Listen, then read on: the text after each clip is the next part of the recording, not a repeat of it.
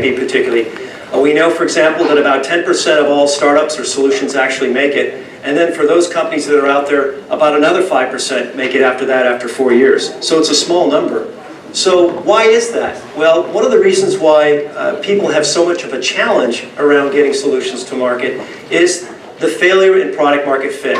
CB Insights a couple of years ago did a nice post-mortem of about 101 companies and found this was the #1 reason. So did Forbes. And interestingly, offshore in India, there was a 2017 report which identified the same issue.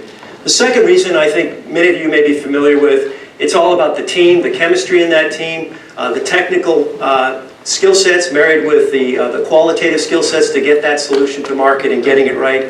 The funding challenge, making sure you don't burn through too much cash, and then preserving that cash, particularly if you have a SaaS-based model and getting that to market. The fourth issue is related to this product market failure concept or the product market fit challenge, and that's the lack of differentiation. There's not a segment today that I don't see where there's at least 15 companies, whether it's AI, devices, or whatever that may be, there's 15 companies in that segment. Many of these segments are overfunded by venture capitalists who have a thesis and they go into this. And so we're dealing with a lot of competition out there, and there's a need to differentiate above the noise in the market to get your brand right, to get that marketecture, so to speak, and to get those proof points, whether it's a clinical validation, an IRB, a savings model, and then that leads to the last issue, which is, what's my business case? What's my business model here? Have I priced this right? Who will pay for this? And how do I follow the money? Is it paid for by pharma? Is it paid for by insurance? Is it paid for directly by the consumers? And I may even have two types of business cases. I have to get the money from my internal funders, or I have to grab a piece of that budget. And also my customer who's looking for savings outcomes or some other trifecta in terms of that outcome. I'd like to take a quick poll of you folks today. We want to get to know our audience, and we're going to encourage a lot of questions at the end of the session. But I'd like to know out there, who's been involved with product launches, market research, and customer discovery at some point in their career? The majority of you have.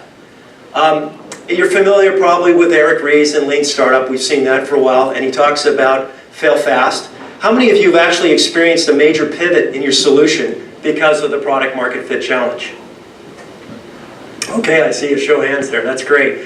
Well, I think you're going to really enjoy this session today because there's a great audience fit with our panel. They're going to be, we've got a smashing group of folks with very diverse backgrounds, and they'll be sharing their insights from the maker perspective, that being Stacy, from the consumer product perspective, that being Mark, and David, who has a remarkable span of different careers, but now from the enterprise perspective in a large health system. So we'll talk about that customer adoption, we'll talk about the MVP strategies in getting to market, and lastly, we'll talk about some of the lessons learned that they can share with you today as entrepreneurs or as product managers or as CEOs. My name is Geof Baker, and delighted to be here to moderate this session. I work for a company called Venn Advisor, and we're a go-to-market commercialization firm specialized in healthcare. And today we're going to ask our panel to share their exceptional experiences in making those compelling business cases and to really acting on those insights so that they can address that traction problem. Again, as I mentioned, we're going to save about 20 minutes in the end so that you can ask our audience questions. I'll start with introducing Stacy. Stacy is the Director of Engineering at Nectar, where she leads cross-functional teams of both mechanical and electrical engineers, as well as designers. And her firm Nectar creates these amazing medical, scientific, and IoT, or Internet of Things devices.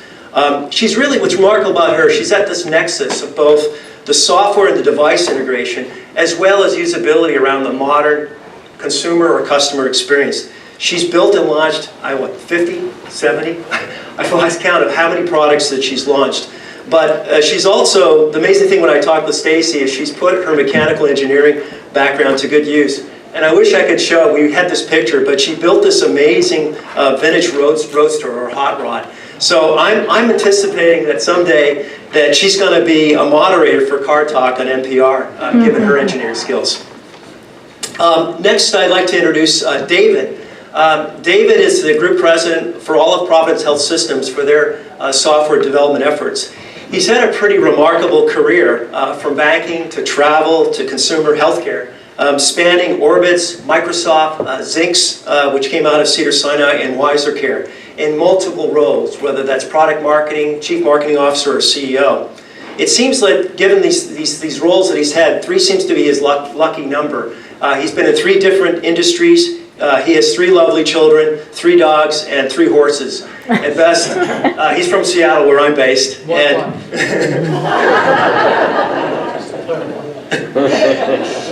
So the other thing I like about David is do ask him questions about how he builds a business case. He's got a pretty interesting approach to that. And he is probably really at the forefront of customer discovery. And I can tell you, he goes out and meets a lot more customers than 3. So without further ado, oh, I'm sorry, Mark. Mark Goettling, my apologies. I'll just give him a quick introduction there. Mark is CEO and founder of BodiMetrics. And you may recall the tricorder that Bones used to use in Star Trek. Well, Mark has launched a remarkable tricorder. He did this in 2015 that fits in the palm of your hand for all your vital signs.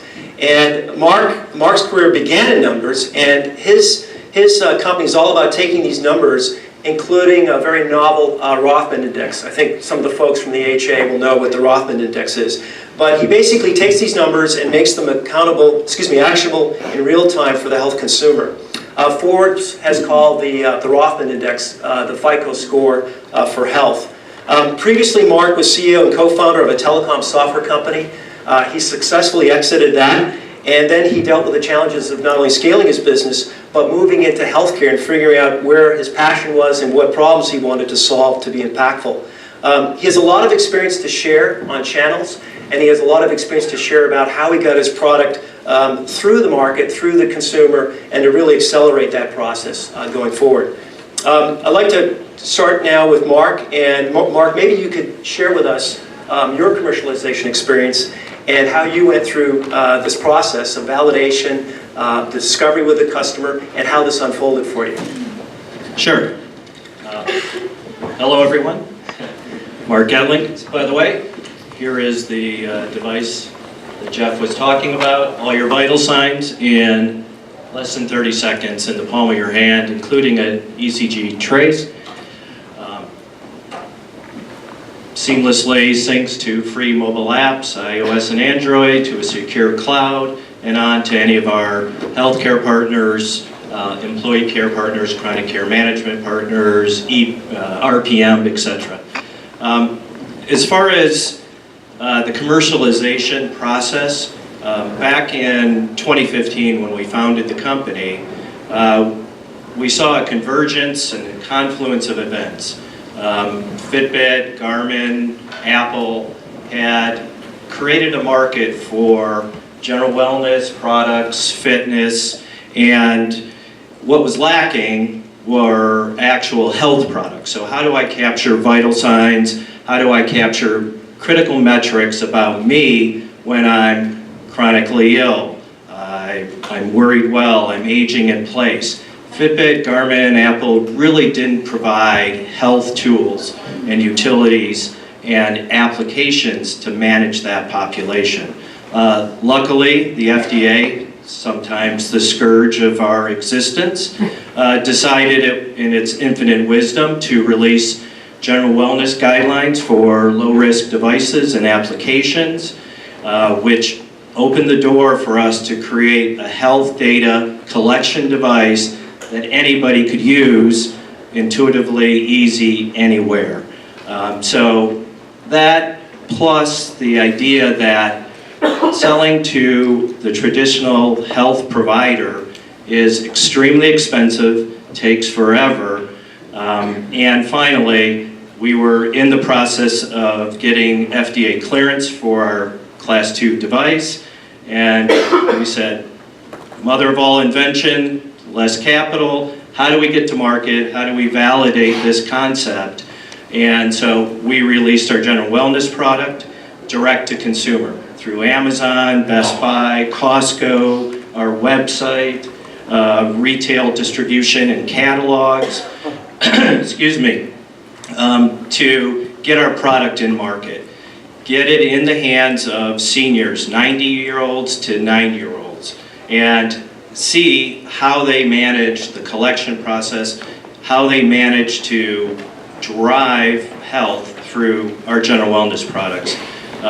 During that process, we also got our FDA clearance about a year later, so we do have a clinical version. Our devices and our clients can rely on the accuracy of our devices, and all that's great. So you've got a wow factor. People can collect all this data anytime, anywhere. What do you do with it? So we realized through that process that clinicians, individuals needed context. They needed to know what these vital signs meant to them, what they meant to their health and wellness, what it meant to their chronic care plan. And so we licensed the Rothman Index for post-acute, non-acute environments. And for those of you that don't know what the Rothman Index is, it's an assessment of systems that are typically handled between the nurse patient in an ICU in a provider environment, coupled with vital signs from telemetry and the EMR to create a score, a baseline score for the individual, right, that is their control, and to trend them. Are they recovering? Are they declining? An early warning system. By taking that outside to the post-acute, non-acute through a self-assessment app, coupled with vital signs, we now found that we could give somebody a useful tool to manage their health, which has now evolved into all types of clinical applications, typically still in underserved environments, including employee care, senior care, home care, and individual care. So that's great. How we got here. Thanks, Mark. Stacy, I'd love to hear the story around device and software integration, how you go about that, how that might be different than what we typically see in a software model. Yeah, so when you have the opportunity to develop the device and the software at the same time, you have an opportunity to optimize. Oftentimes, if a product development company comes to just a software firm and they already have the hardware identified, it really narrows the ability for the software team to maybe branch out and work with other types of hardware that could streamline the process, and it could save a lot of cost. So what we do at Nectar is we try to get the clients before they've hard-coded one side or the other, so that we're working cross-functionally. And this is the same between hardware and software as it is mechanical engineering and electrical engineering and mechanical engineering and industrial design, is you want to have those disciplines being able to discover collaboratively, so that they're each learning about their own discipline and what the possibilities are. What are the mechanisms that could be used for mechanical engineering? What is the hardware that could be used for electrical engineering? What is the impact on that from a software side? And then from the industrial design side, how do those decisions affect the user? How big is the product? How heavy is the product? How would you interact with it? So if we're collaboratively developing products and not making a decision too soon on any one of those disciplines, we get a much better product that can go faster to market with a lower cost, because you're trading off the options between them. And how do you incorporate market feedback and customer feedback into that cycle that you were describing? Oh, so that's actually, we do that throughout our entire process. We have a 5-phase, 6-phase process. So starting with research up front, we're trying to understand the client needs and the business needs, as well as the user needs, and what technologies are available. So we're constantly looking across those things and understanding and defining the users.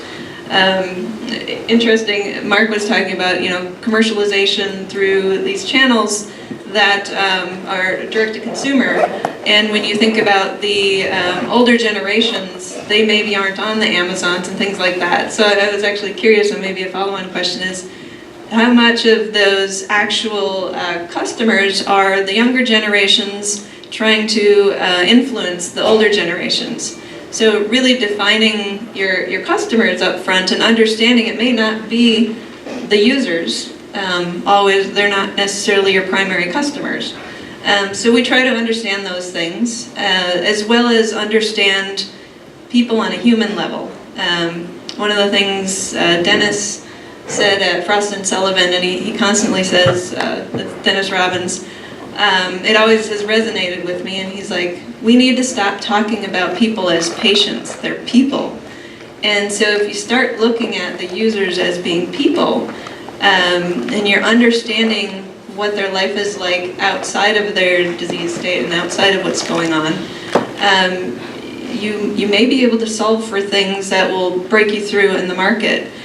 For example, if you go to the extreme and you think about somebody who has cancer. Somebody who has cancer probably has a lot of bills to pay, they don't have energy, they're not working, and they're not the person that's going to be seeking out a wellness device or a health device, or they're also not the one that, even if a doctor says, hey, take this device home, it's really important that you use it and it's going to give me feedback, they're going to get home and they're going to say, I need to pay my bills, I need to take care of my children, I need to find food, I may need to move. So we need to think about that when we're developing products. Who are these people on a personal level? What challenges do they have? And start developing the device and with the thought of they may not have the ability to even set it up. So we look at people as a whole in that sense of in the research phase. And then we continue validating as we go on. So in the next phase we do concepting. So we're trying to understand what are all the possibilities for the product, how it can be developed, how it can be interacted with. And we do really quick, low-cost, low-fidelity mock-ups to represent the different ideas, and we do multiple user sessions so that we're failing often, failing quickly, and iterating and honing in on what device might be best. So we do this all before we put all kinds of time and energy into CAD. So at that point, you're spending a lot of money, and changes to a device once you put the product into CAD can be much more expensive. And so we get to that point, we have everything in CAD, and then we can build our first, what we call a pre-production prototype.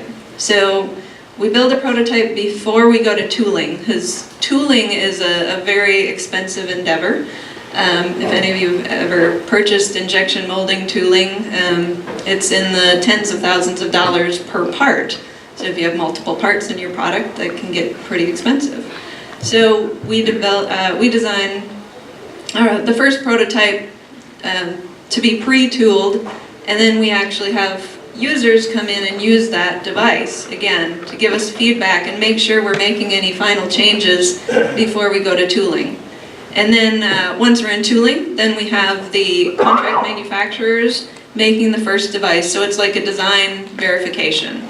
We're making sure we can make one with that contract manufacturer, and we're making any final tiny tweaks to the tools. And then finally we run several, so now it's a process verification, so you run several products through the manufacturing process, because the manufacturing is also another customer technically, and so you want to make sure that everything works for them, and if you have any ways that the manufacturer can improve the design to meet their needs, you're having that communication, and again, you're doing it early and often. Great. I'd like to turn the floor to David.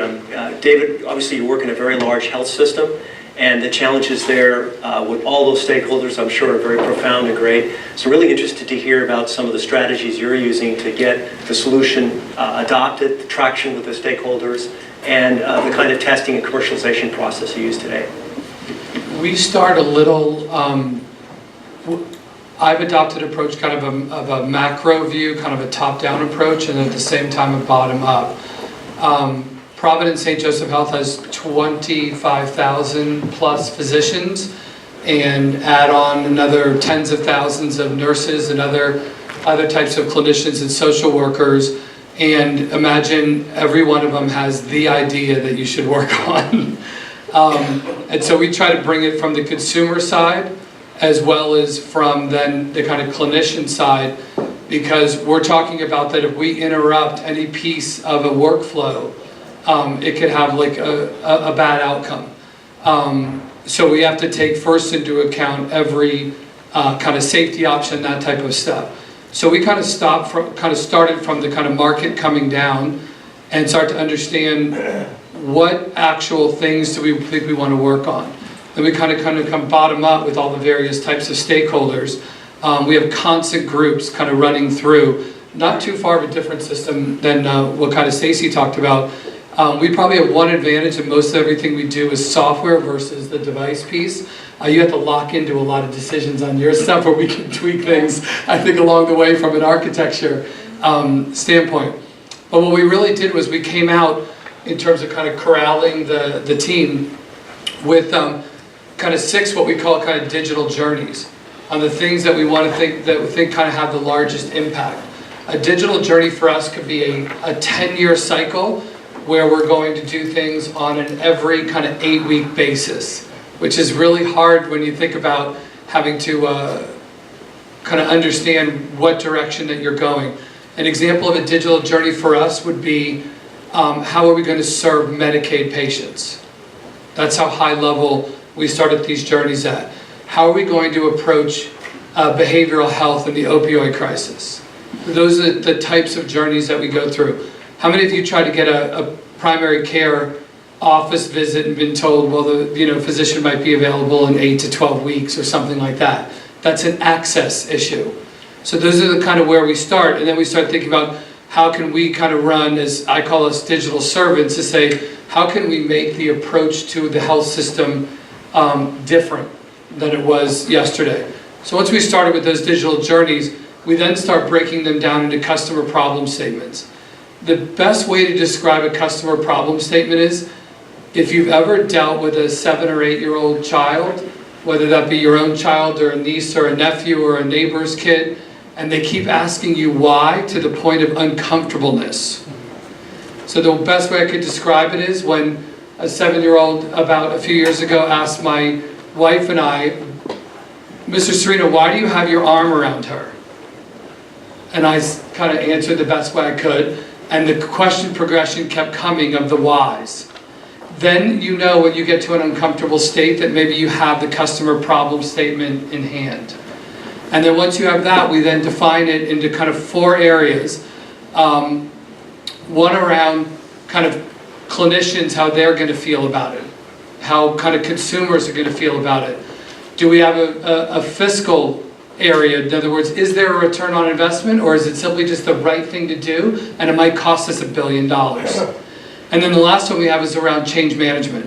And what we do is we kind of look at those 4 areas, we kind of score them. I'm still trying to figure out what better way to scientifically do this.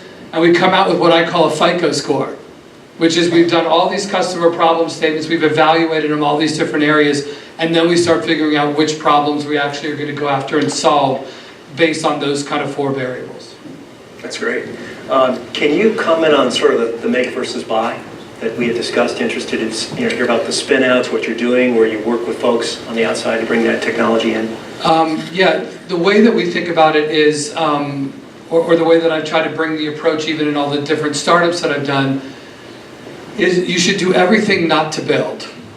Everything possible not to build. If somebody's already done it better, faster, smarter, then that's something where you should be able to kind of take that in, whether you've got to license something, and it also kind of helps you test it faster and get to market faster. What we do now at Providence is, if we are going to build something, that means that we have gone through a tech cascade that says that there is a white space there, that it's something that we should be taking advantage of, and we should be actually commercializing that. Meaning that we should be able to spin this out as a company and do it, because if along the way we've run into a crowded space, then just simply doing something a little bit better than what somebody else has done probably isn't going to be differentiated enough. So we look at it a little bit differently, because how many people have worked in a place where you develop something, you design, you develop, you put it out there for possibly internal stakeholders or not, and then people start to lose interest, and now you end up with a minimally viable product that nobody has the interest in kind of taking it to the next level. So we try to go through what we call it a tech cascade, to go through to say whether this is something that we're truly in white space, where we can actually spin off and create actually new revenue streams around that. Go ahead, do you want to say something? Sure. What David just said is why we don't focus on the provider space, why we go to consumers direct, post-acute, non-acute, and underserved environments with our solutions, because of that that timeline and that difficulty in getting large providers or even small providers to adopt. Not to mention, you need a complete solution, and it's very costly, very difficult to develop a full EMR case management to go around what we're doing. We're really a value add, and if you're a value add, understand it, understand where you fit, and understand how you impact, right, that workflow, how you impact the patient, the consumer, the person, and otherwise you'll just die on the vine. So that's a 17-month sales cycle according to Rock Health. What is the backdoor strategy to getting that first missionary sale or that adoption or that traction? What suggestions would this group have to really shorten that sales cycle so that I'm not burning cash as I go to market? Yeah, I mean, I can give an example as you know. Because we have what we believe is a great product, a great solution, we have very happy customers, tens of thousands, not millions yet, not hundreds of thousands, but they become brand ambassadors. They adopt the technology, they love it. They're 90 to 9-year-olds, as I've said, and they're so enamored with it, even though they, to Stacy's point, let me go on a quick tangent, the people, our demographic, are people that are using a multitude of devices. So they are already capturing this information. It's more complex, it's more difficult, it takes longer, it's less portable, and all that data is difficult to integrate and add context to. So by consolidating, taking a pile of devices, making it intuitive, easy to do, it's on screen, it's audio, visual, it allows that older user to understand how to work it. It tells you and shows you what to do. And then by making it very simple to interact with the device and a self-assessment, that's how we get that information and keep them engaged. So that's, and who do we sell to? I bet probably 80% of the people here don't buy anything out of Hammaker Schlemmer. So that age group is, and that's where this one customer, Roz, purchased our multi-parameter device. As I showed you earlier, it does come with a strap because lots of seniors wear their passport and tickets around their neck. I don't. But she went to her oncology appointment at Mount Sinai Tisch Cancer Center, and the oncologist said, "Well, Roz, what's that around your neck?" She said, "Oh, it's the greatest device ever." And he said, "What's it do?" "Oh, you have to talk to BodiMetrics." So within a week, we were testing data from Roz, from other people, and for the last year, we've been in multiple IRBs, both on chemotherapy treatments, as well as some new T-cell therapies, all because Roz bought our device out of Hammaker Schlemmer and took it to her oncology appointment. So building brand ambassadors is huge as well. That's a great one. Stacy, maybe you can just comment on some of your processes there in terms of that adoption and shortening that sales cycle. How do you solve that conundrum, so to speak?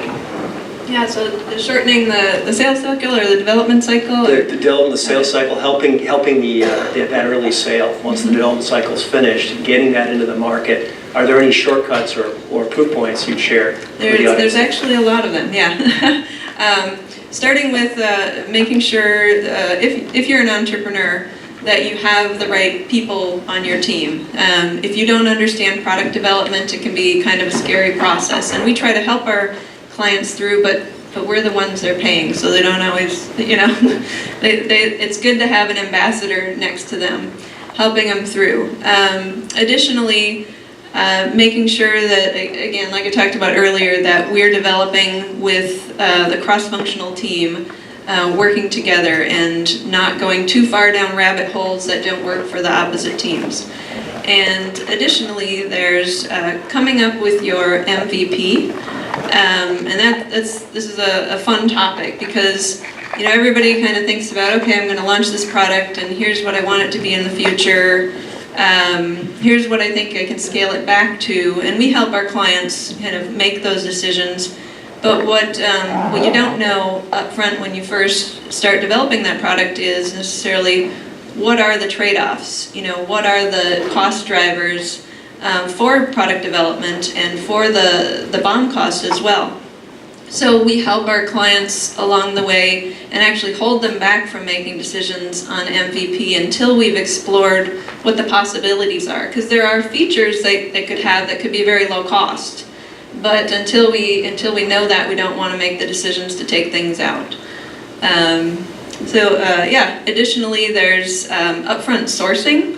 So when we get into the design phase, we want to make sure that we're already thinking about sourcing and who's going to make the different parts and where are they located, what is the strategy around that? Is it going to be made overseas, or is it going to be made in the US for the first year and then ported overseas? So you want to make sure that you're going with the right contract manufacturers and you have the right people behind you to help make the product, and you're building those relationships up front. Great. David, I'm really interested to hear about the business case. I know when you were CEO, I saw you win a major competition at Wiser Care at HIMSS, and you made a very compelling business case to the audience. And today, I'm sure you're making business cases to your stakeholders at Providence. But walk us through how that business case is made internally, and then what advice would you have for the entrepreneurs in the room as they approach large health systems in their business case? I think the biggest part of the business case, and this is going to probably sound a little bit funny, is understand the language of who you're selling to. This is my first time working inside a health system. I've been outside a health system, always kind of selling in, if you will. And I can't tell you how many times looking back now where I would come in with my widget and say, this is why you need this widget. And the person would say to me, no, I'm looking for X. And you just kept saying, but this is my widget and this is why it's good. And I've got this point of data from this study that tells why you should actually do that. So the first thing is to actually get into to the voice of the person who's actually going to be able to scale whatever you're doing. That is not necessarily the customer. The customer is actually potentially gains value from whatever you're doing. So many times you have to decide between the consumer, the customer, all of those different things.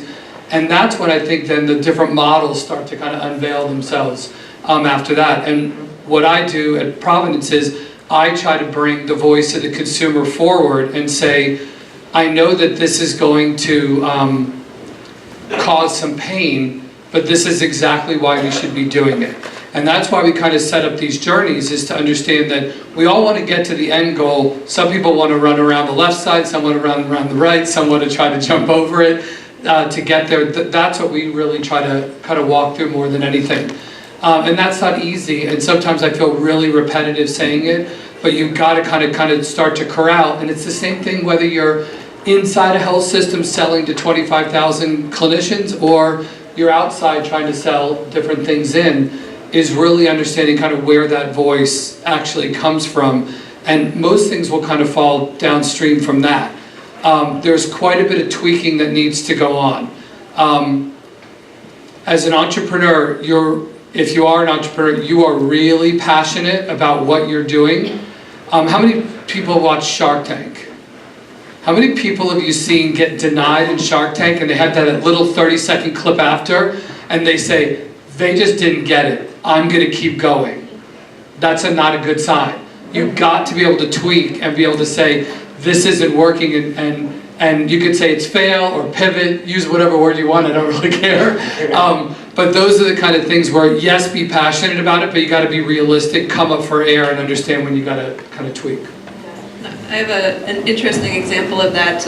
I can't say the product was similar to a hearing aid, but going to be used in a different way for communication. So that's the best I can give you there. But the client was very tied to that product, and it needed to be an in-canal device. It couldn't be shown. And they had come to us saying, you know, I don't know if the technology exists to be able to get it this size off the shelf, at least within my means. And so we looked into it, did a lot of research trying to find Bluetooth chips that would fit in this device, and kept running into the problem where this was an entrepreneur. Their market was a niche market, and they weren't going to be able to put an order of anywhere near 100,000 parts the first year. And when you get into hardware, a lot of the cutting edge hardware that's really pushing size and pushing features, it's not available to entrepreneurs. So he wasn't willing to step up. Again, his niche wasn't going to be anywhere near 100,000. It was going to be maybe 1,500 is what he wanted to start with per year. And so he was so tied to this, he was getting frustrated and kept pushing and saying, no, there has to be a solution. So we were finding other solutions that had trade-offs as well, but outside of Bluetooth. But he kept coming around and saying, no, I want everything. And you can't always have everything when you're pushing technology that hard. So it's important to be thinking about, you know, maybe this isn't the right time for this product if you really want to hang on to all those features, and scale back. And we had found that there was a chip that was going to be able to possibly fit in the inner ear canal, and it was going to come out in about 6 months to a year. And we weren't quite sure about it because that's new technology on the chip side as well. So yeah, sometimes we have to manage the change management of the clients as well as get them to understand the MVP and what's really possible. That's great. Well, we've got a few minutes left for time. For questions, I should say. So I'd like to open up the floor to questions you folks might have of our panels today. Go ahead. Yeah. And please tell us who you are. If you don't mind standing up, I can bring a mic over. Okay, you got it. Great. We got it. Run over there.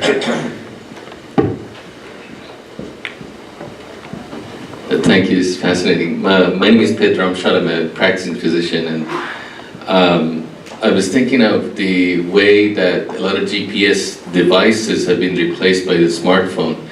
Do you feel that there's one of your competitions is smartphones and their manufacturers, and does that make you focus maybe more on software than actual separate devices from smartphones? Absolutely, and it's not just a smartphone. It's smartphone manufacturers. It's Apple, Samsung, Garmin, you name it. We created the product or the set of products we have now because nothing existed. There was no way to quickly do this. Our business model is ultimately about analytics, about creating actionable insight, and we just happen to have the only product that can do this and a couple other products that do unique things, but we're not going to win the device battle. I mean, that's just, are we a good strategic investment for a device? That's one of the areas we look at. We're not going to win the device battle. We have another product even in the pipeline that Stacy and I will talk about, which is actually a sensor platform, which really takes medical device, Apple Watches, fitness to a completely different level. But we're not going to win that battle. So we intend to be an analytics company, and so. I say meet the consumer where they want to be met, and right now this device is an extension of most people's bodies at this point. And we have a outside of medical example product where Apple didn't have any way, they haven't been able to solve the problem of cooling iPads and iPhones. And the CEO of Nectar is a pilot, so he'd be flying with his iPad, and when you get to the most critical moment, after the iPad's been sitting in the sun forever and you're trying to land, it shuts off. So we developed a iPad cooler called X-Not, and it caught Apple's attention. And we're now working directly with Apple because they said, wow, this is a problem that we weren't able to solve. And currently we're in a niche market, but it's expanding, and Apple's actually helping us expand into those markets. So in this case, it can be helpful to utilize that larger company who has the technology, who just wasn't able to solve for one thing, and we're able to take it and run. David, maybe you can speak to how you're integrating with devices out there, consumer devices, how they're becoming more and more part of your environment as you look out there, including, I think you had one startup that you spun out that prescribes medications through, or prescribes different solutions. Yeah, what we tried to do was, we realized that it's one thing to have a consumer need that's met. It's another thing to have this massive health system that's saying, but how do we actually bridge the two together? So we actually developed easy way for clinicians to digitally prescribe things. So moving forward, I look at every interaction, whether that be visiting the home, whether that be a virtual visit via a FaceTime style visit, or an actual, what we know as a physical appointment that most people use today. And at the end of every interaction, I look at the ability to prescribe something clinically or medically. That's what everybody would know as the prescriptions and things like that. And then I also want the patient or the consumer to walk away with what is their digital prescription. Because that's something that consumers more are beginning to understand, and then beginning to the clinicians to understand this. So we put a platform together where we can actually now digitally prescribe things. So that's a clinician that says, hey, by the way, I noticed that you haven't done your advanced care planning. We need to know what's going to happen in your kind of end-of-life wishes. Don't worry about doing anything. I'm going to digitally prescribe it to you. You're going to receive a text or a message, and we developed a whole platform around that right in the workflow makes it really, really simple for any social worker or clinician to actually do that. And that's one of the companies that we've actually spun out, and Draper Fisher and a number of health systems put in a whole bunch of millions of dollars, and that's now off and running as its own company. And we, Providence, just happen to be the first customer of that company, and now we actually are gaining kind of revenue streams out of that. So we constantly are looking for those kind of niche things, but we would have never built it if it existed in the market either. Right. Other questions from the audience? We have one in the back there. Yes, so most recent, my name is Arthur Keller from Psychanalytics, and we integrate behavioral health treatment into, my name is Arthur Keller from Psychanalytics, and we integrate behavioral health treatment into primary care medical settings. And most recently you talk about software. And so if you think about hardware devices are being replaced, and consumer devices aren't necessarily HIPAA compliant, but if you're in the HIPAA space, HIPAA compliant space, and you're dealing with software, how does that change the factor of adoption if you're trying to get them into medical systems? How do we work with medical systems to adopt the things we're doing so that because we're not going to have the Roz who says, I just bought this off of Hammacher Schlemmer. So, you or me? Well, from our perspective, excuse me, we have both general wellness products and Class 2 cleared products. So for a clinical implementation, we do provide an FDA-approved device. We have a HIPAA-compliant cloud. And if we're integrating directly, then you would use our HIPAA-compliant cloud. But as I said earlier, most often, we're a piece of the solution. So we're a value add. We make something else better. Your case management, your CCM platform, your virtual care, your behavioral care, chronic care management, employee care management. So we are typically integrating into another platform to deliver our ultimate solution. So we untether the patient, the person, the employee, the consumer, add that health analytic to allow triaging, earlier clinical intervention, but then another platform is typically what you would integrate with. But we do provide both.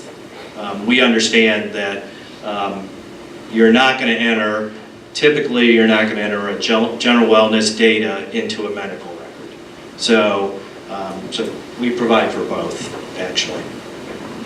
Kind of interested around this whole patient consenting process. We're seeing sort of the unlocking of patient data now and the ability to move around that data outside of EMR systems. So how is patient consenting changing, relative to HIPAA? How do you see more mobility around that data potentially influencing new solutions in the market?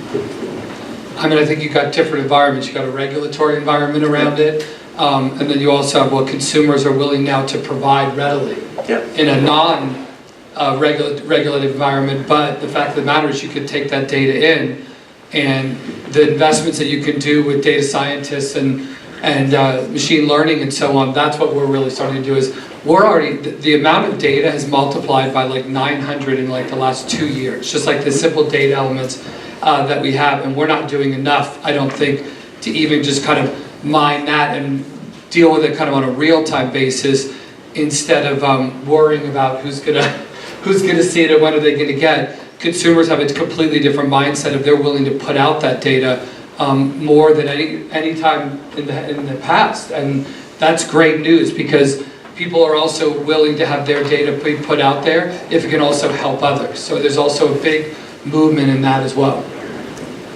Yeah, I would say with the evolution of blockchain and personal health records, owning your own personal health, having it secured just by definition, and the ability to not only securely share your data, but also to be compensated for it individually, as opposed to. I think the shift that we're going to see is, how many people used to call a travel agent to get a ticket? Remember when you had to do that? But do you realize now you're taking on all the work? We used to just make a phone call.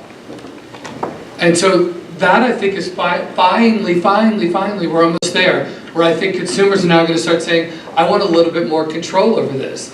So it's kind of crazy. People think that we're these really busy individuals and now we spend all this time researching plane tickets and hotel costs and stuff when we used to have other people handle that for us. So with transparency, that's the key. With transparency of cost for consumers, all of those types of things. Consumers are willing to put in the effort, but right now it's still very opaque as you hit healthcare overall. And the more transparent we could get, then consumers will then start owning more of that information and that data and everything around it. Yeah. We have time for one more question. Oh, sorry. Yeah, go ahead. Thank you. I want to pick up on my name's Mike Fryer. I'm a another mental health company. And I want to share with you, just took a survey of 1.5 million people, and we said, what was the most important thing in this relationship? And they said that you gave us information back. Because healthcare has traditionally been a take-and-take event. And the integrity of your transparency word for the exchange of data, like, lit up people. Thank you. So I thank you for this panel and the way you're focusing on engagement. Yeah, and healthcare's become more of a discussion because people have access to information online. So it's not like it used to be, you go to the doctor, you trust the doctor, you hope they tell you something that's right, but now it's more of a conversation, so it's moving in the right direction. The other thing is I think healthcare generally, we feel consumers want empathy as it pertains to their health. And so we drive empathy maps for everything that we do and try to drive that throughout the culture as well. And that's where it is different than a lot of other industries. And I think that's really key, is that back and forth, more of a conversation than a one-way, we'll just tell you what to do. Other questions? Oh. I think time's up. Well, I want to, no more questions allowed. Okay. Well, I want to thank our panelists today. It's been a terrific conversation in the theme of conversation. We've enjoyed speaking with you folks, and please continue the conversations afterward. Thank you.